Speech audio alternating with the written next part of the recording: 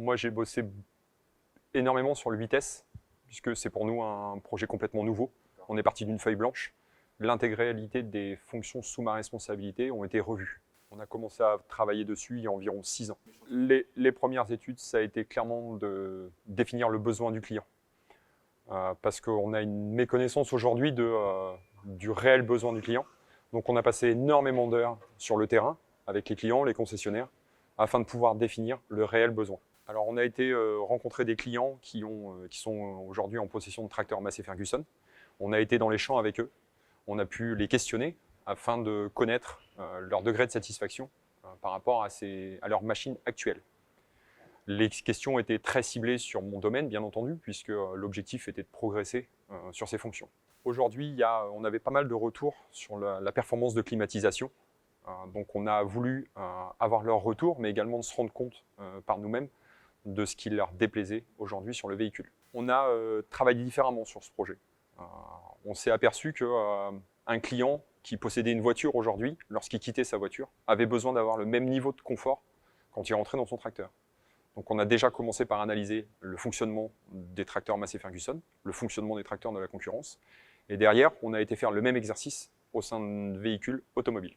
Ce qui a découlé de toutes ces recherches, c'est qu'aujourd'hui, on parlait trop souvent de performance de climatisation, alors que le client, lui, était plutôt en attente d'avoir un confort thermique, c'est-à-dire une répartition de température homogène dans la cabine, des vitesses d'air à certains endroits, et ce qu'on répondait aujourd'hui uniquement avec « je mets de l'air froid dans la cabine », sans parler de confort. Alors, le système de climatisation a été surdimensionné afin d'être capacitaire dans toutes les conditions. La quantité de bus de ventilation a été multipliée par 2, voire 3, afin de permettre au client de manager ses vitesses d'air et son débit d'air où il le souhaite. Il faut savoir que le tracteur est vendu dans tous les pays du monde entier et que le besoin d'un client américain, français ou autre peut être différent. L'idée, c'était de concevoir un système qui était capable de s'adapter à tous ces différents besoins. On a passé énormément d'heures en simulation, car l'objectif n'était pas uniquement de répondre à certains besoins, mais de voir plus loin.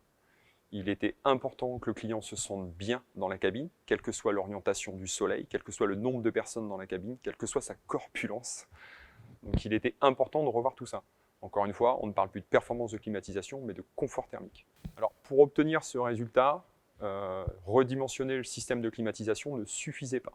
Il faut maîtriser l'impact de chaque élément thermique sur le véhicule. Quand je parle d'éléments thermiques, je peux parler du soleil, qui est un élément qu'on ne maîtrise pas.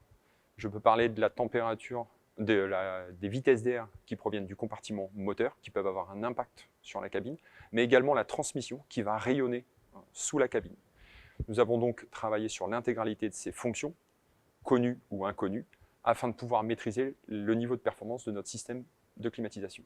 Alors, le niveau du moteur, on a surtout cherché à ne pas impacter la cabine avec l'air chaud sortant du système de refroidissement.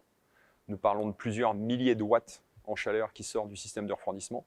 Il était important que cette chaleur n'impacte pas la cabine.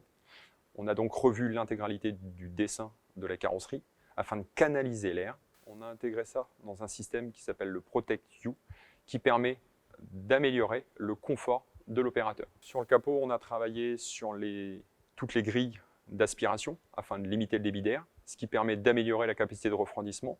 Et on a cherché à canaliser l'air à la sortie du ventilateur afin d'éviter la cabine. Travail sur les formes des ouïes, travail sur la pale du ventilateur et sur le positionnement de tout ça par rapport au véhicule. Alors, l'autre avantage de ce type d'installation, mis à part le confort thermique opérateur, c'est d'avoir un système de refroidissement optimal. Cela va lui permettre de travailler dans toutes les conditions, que ce soit température et poussière.